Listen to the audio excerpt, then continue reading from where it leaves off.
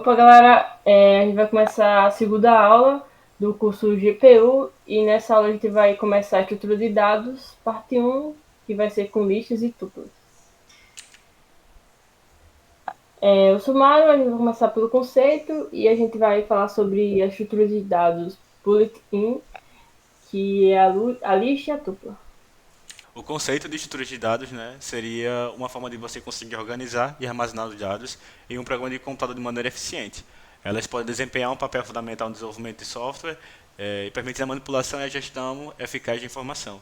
Então, dentro desse conceito do que seria essa estrutura de dados, a gente vai ver inicialmente tuplas e listas, mas a gente vai ver algumas outras estruturas um pouco mais complexas no decorrer das aulas.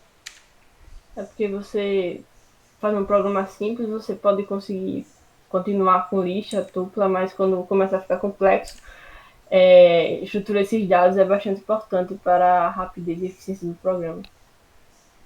E a gente vai começar com a lista, que é uma coleção ordenada e imutáveis de elementos. E aí dentro desse método, né, dessa estrutura de dados, a gente vai ter alguns métodos que vão acompanhar essas estruturas, que elas servem para poder fazer manipulação dos dados contidos dentro dessas estruturas. No caso seria, por exemplo, uma lista, e aí você tem um método do append, para adicionar um novo valor dentro da lista. A gente vai apresentar o notebook contendo exemplos desses métodos e alguns adicionais. E a tupla é tipo uma lista, só que ela é imutável. Você não pode, após criar ela com os elementos, você não pode mudar esses elementos. Então a gente agora vai passar para o Colab para poder apresentar para vocês alguns exemplos de listas e tuplas. Agora a gente está no nosso notebook do Colab e aqui tem algumas definições do que é estrutura de dados, os métodos, e a gente vai mostrar agora para vocês. O primeiro método da lista que a gente vai mostrar é o append, que ele adiciona um item no final da lista. Então você pode tanto adicionar um item sozinho, né? Quanto você pode adicionar uma lista de itens, um dicionário de itens, enfim, você pode adicionar várias coisas. Pronto, vamos ver. Primeiro vamos instanciar uma lista, dessa forma, dessa sintaxe. Aí você pode adicionar por exemplo, um A, um zero, não tem tipagem definida.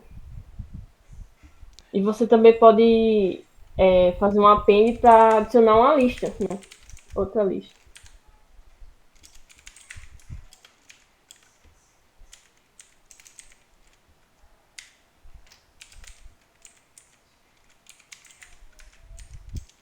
Aí vai pintar agora, vai ter a lista normal junto com a lista 2, que é uma lista. Pronto, é isso. E aí você também pode fazer a inserção de um novo item e dar uma determinada posição específica. Listas vão ser contadas a partir do índice zero. Então, caso você queira adicionar, por exemplo, na primeira posição, você vai ter que passar a posição zero e passar o item que você está querendo adicionar dentro da lista. Então, vamos lá. Você tem uma lista e aí você agora vai ter dois parâmetros para poder indicar, para fazer esse insert nessa lista. E aí o primeiro você vai indicar qual é a posição. Então, eu quero só na primeira posição o valor 2, por exemplo. Ou adicionar também uma lista qualquer. Aí você pode dar print lista. E aí você vê, como vocês viram aqui, ó, na posição 0, que antes era a letra A, agora está o número 2. E você pode ver a diferença que o append ele adiciona sempre no final da lista e o insert você pode definir em qual posição você quer. Lucas, testa aí se ele consegue, do insert ele consegue adicionar uma lista. Eu vou pegar a mesma lista que já está ali. É. E eu vou fazer o seguinte, na posição 0 eu quero adicionar a lista 2. Eu vou dar um print na lista. Consegue adicionar uma lista. Então, A gente vai falar um pouco mais na frente um outro método que também tem esse comportamento de adição de elementos dentro de uma lista, mas com um comportamento um pouco diferente, que seria o extend. isso. Bom, o próximo método é o count, que ele vai retornar o número de vezes que o elemento que você passou aparece na lista. Então vamos lá. Ó. Então, por A gente está querendo. exemplo, Vai disso. eu quero saber quantas vezes o zero aparece na lista.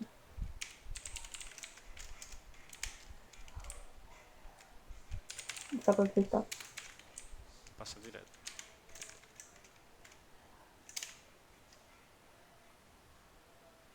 Vamos deixar um pouco mais complexo, por exemplo, eu acho que dá para verificar o tipo Bota a list aqui. lista 2 lista 2. Dá, por exemplo, para poder fazer a verificação de list.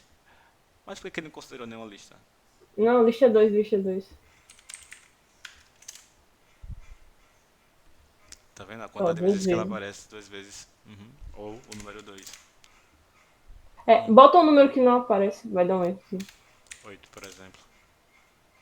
Zero vezes. No caso não vai dar erro, mas tipo, vai retornar a quantidade de vezes que ele ocorre, que no caso são zero vezes. Sim, verdade, talvez. Falando um pouco sobre o index, você agora vai conseguir fazer a verificação, por exemplo, é, de um valor que está. Qual é a posição de um determinado valor que está contido dentro da lista. Então, por exemplo, você está procurando o número 2 e quer saber em qual posição da lista esse número 2 se encontra. Então, você vai passar index, o valor 2, para estar fazendo a identificação de onde está esse valor. Então, vamos fazer aqui. Ó. A gente tem aqui alguns valores aqui dentro dessa lista e eu quero saber onde é que está a posição do número 2. Então, eu posso fazer lista.index 2, Faz print. printar aqui. E agora eu vou descobrir que está na posição 1. Então, como eu falei para vocês, começa a contar do zero. Então, aqui, posição 1 representa aqui essa lista. A posição 2, ou posição 1, contando do zero, seria o 2. Bom, e agora eu vou falar sobre o método pop, que ele vai retornar o item na posição dada. E esse pop, além de remover, ele também retorna o item removido. Então, vamos lá. Um exemplo disso seria, por exemplo, print lista.pop. A gente quer Bota menos um menos 1. para remover o outro. Menos 1, no caso, ele vai pegar de trás para frente, né? Se você está É, contando 0, 1, o menos 1, no caso, seria a última posição. E isso. aí, no caso, ele deu pop na última posição e aí ele retornou esse mesmo valor. Se agora Aí fosse, clica de novo a lista. se você verificar agora como é que estão os valores da lista, você vai estar sem o último valor. Então, vai até... Vai tirar também um, porque tu repetiu. Ah, verdade. Como a célula foi rodada mais uma vez, ele pegou novamente o último valor e retirou. Então, o 1 que estava aqui quando rodou a segunda vez foi apagado. Então, vamos lá. Então, pessoal, dando continuidade, o remove ele vai ter um comportamento similar ao pop no sentido de fazer a remoção de valores dentro de uma lista. Contudo, você consegue passar o valor que você está querendo remover dessa lista. Então, por exemplo, você tem um número 2 contido na sua lista e você quer remover especificamente ele. E aí, caso ele encontre esse valor 2 dentro dessa lista, ele vai fazer a remoção desse valor. Caso não, ele vai lançar um value e erro, se o item não foi encontrado. Então, a gente aqui tem essa lista, né? Vou utilizar a que a gente usou no começo. E aí a gente, por exemplo, vai querer fazer a remoção do valor 2. Então remove. Não, colocar 1, né? Que o 2 nem está contido. Então a gente aqui no caso está fazendo a printagem da lista após a remoção do valor 1. E aí, caso a gente tentasse, por exemplo, mais uma vez aplicar a remoção nesse valor, a gente vai encontrar um erro, pois o valor já foi removido. Então, vou rodar aqui. Um value erro. Pronto. E agora vai ter o reverse, né? Que ele vai inverter a ordem dos itens da lista. Então, vamos lá. A gente vai rodar aqui novamente essa lista. E a gente agora vai querer aplicar o método. Como é? Reverse. Reverse. Que também é utilizado no sort, que a gente vai falar daqui a pouco. E aí eu vou printar a lista antes do reverse, só para a gente poder ver como é que vai ser essa modificação. E um print da lista depois do reverse. Então essa é a lista tipo, que a gente já tinha aqui inicialmente, e aqui é ela após aplicar esse método reverse. E Ela aí, foi espelhada, né? ah, Ela foi espelhada. O 1 tá no isso. meio, então só reverteu. Pronto. Dando continuidade nos métodos, a gente vai ter aqui o método clear, que ele vai fazer a remoção de todos os itens da lista. Então, quando você quiser, por exemplo, fazer a limpeza de uma lista para poder reutilizá-la de alguma maneira, já ocorreram momentos que eu precisei fazer isso quando eu estava programando, por exemplo, para alguns códigos específicos, que eu precisava que a cada interação houvesse a limpeza dessa lista para que eu não deixasse nenhum tipo de resquício de dado anterior que poderia comprometer toda a estrutura lógica do meu script. Então, às vezes é importante você reinicializar uma lista dentro de uma interação dentro de um for, por exemplo. Então, vamos lá. Você tem uma lista e aí você quer, por exemplo, fazer a limpeza dela, então você vai dar a lista, pronto, clear. Eu vou printar a lista antes e printar a lista depois. Então é isso, tipo, inicialmente ela tem os valores que estão sendo inicializados aqui em cima, mas após a aplicação do clear, houve a limpeza dessa lista. Sim, aí como adicionais a gente vai ter que o extend, o sort e o copy. É, o extend tem um comportamento similar ao append, de fazer a adição de novos valores à lista, só que ele vai ter uma característica mais específica, que seria fazer a adição dos valores, por exemplo, descompactando de uma lista. Extend. Então vamos lá. Aqui inicialmente a gente criou a lista 1, né? Vou botar aqui a lista 1. Inicialmente a gente tinha a lista 1 e aí a gente fiz assim a lista 2 e aí eu dei um append dentro dessa lista. Quando eu fiz isso, eu basicamente adicionei a lista como um valor nas posições da lista anterior. Então, por exemplo, a posição dessa lista aqui seria a posição 3, só que, por exemplo, vamos supor que você está querendo que esse valor seja descompactado dessa lista antes de ser adicionado na nova lista, ou enfim. E aí você pode usar o extend. Então, diferente de que a gente tinha ali, quando eu faço a adição da lista 2 dentro da lista 1, lista 1, lista 1,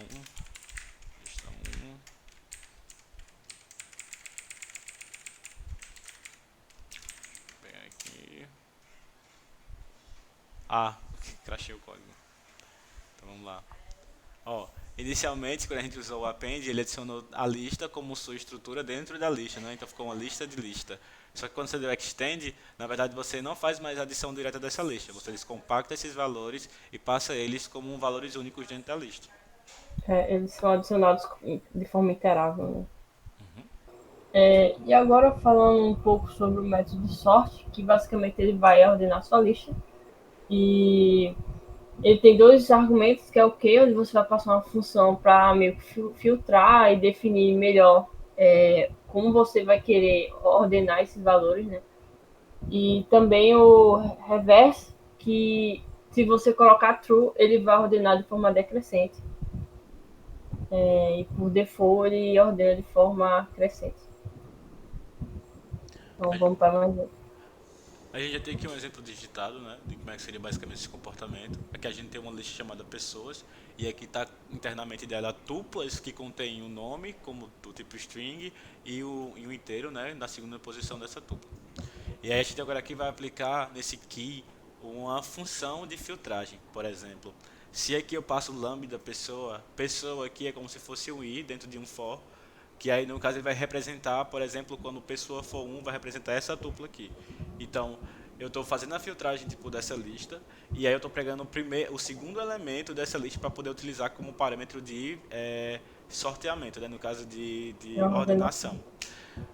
Pronto. Então vamos lá. Se eu estou passando aqui logo em seguida pessoa posição 1, então eu estou querendo fazer a filtragem pela idade, ou melhor, fazer a ordenação pela idade. Então, quando eu faço esse uso desse aqui, eu vou fazer, no caso, a ordenação das pessoas apenas pela idade. E aí aqui você tem 19, 20, 32. Caso você passasse, por exemplo, o reverse como true, você no caso teria isso ao contrário. Vamos lá. É isto. Agora coloca o zero ali, pessoa. Em vez de ser pessoa 1, bota pessoa 0. E aí no Pra caso ele vai ordenar a fazer a partir do ordenação pelo nome. Vai ficar Carlos, Bruno e Ana. E aí a gente também tem um copy, né? Então, vamos lá. O copy ele retorna uma cópia especial da lista, então vamos fazer o seguinte. Lista igual a 0, 2, 4. E aí a gente agora vai querer fazer um copy dessa lista. Lista copy é igual a lista.copy.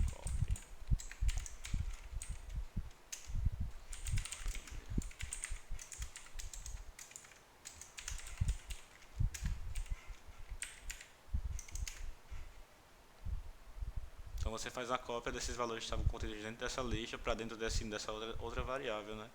E aí você passa esses valores para dentro dessa lista.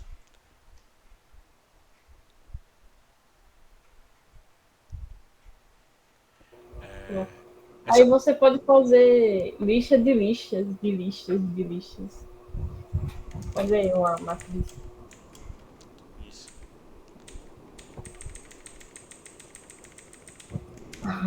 Eita, álgebra linear agora. É isto.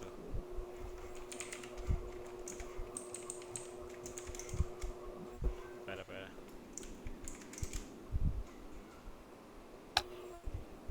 Haha. Só tem um elemento. Ele não vai contar os outros como elementos, não. Uhum.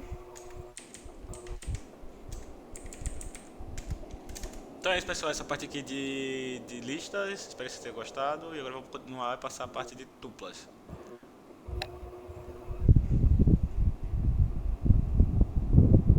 Vai, Duda. Tá chiando aí.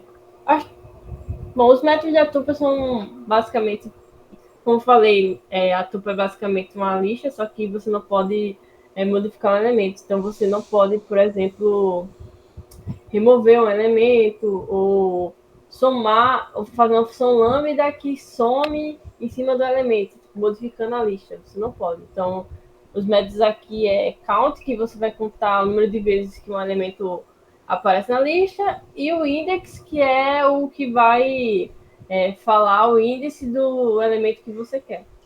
Que é basicamente parecido com a lista. Então, a gente vai fazer agora com tudo. E na sintaxe, né, na lista você abre colchete e na tupla você abre parênteses. Isso. Então vamos lá, gente. Bom, pessoal, dando continuidade à videoaula, a gente agora vai falar um pouco sobre tuplas. E a tupla é uma coleção de objetos em Python que são imutáveis, né? Elas são sequências, assim como as listas, mas a sua principal diferença é que ela não pode ser alterada ao contrário de listas e as tuplas não são usadas para dados que não devem ser modificados. Por vezes, você vai precisar em algum momento fazer a utilização de alguma estrutura que seja imutável para a segurança do próprio código, enfim, para questões que vão ser específicas para determinados contextos, e aí você vai precisar, por exemplo, fazer uso de tuplas. E aí, tuplas possuem menos métodos porque são imutáveis, então você só vai ter o método count, que faz a verificação da quantidade de incidência de um determinado valor, ou enfim, alguma coisa que esteja contida dentro dessa tupla. E o index vai retornar qual é a posição que aquele determinado valor que você quer se encontra. Pronto, pessoal. No caso aqui retornou 2 porque ocorre duas vezes na lista. E aí, para poder verificar, por exemplo, a questão do index, como será que ele vai se comportar agora quando a gente passar tipo 26 para verificar o index? Ele vai retornar qual? Um ou dois? Vai retornar o primeiro. Hã? Ele Vai retornar o vai primeiro. a primeira incidência, né? É. Um. Então a gente fazia o seguinte: 28, 28. Isso. E com isso terminamos a aula de estudo de dados parte um. Obrigado, pessoal. Espero que vocês tenham gostado. Tchau, tchau.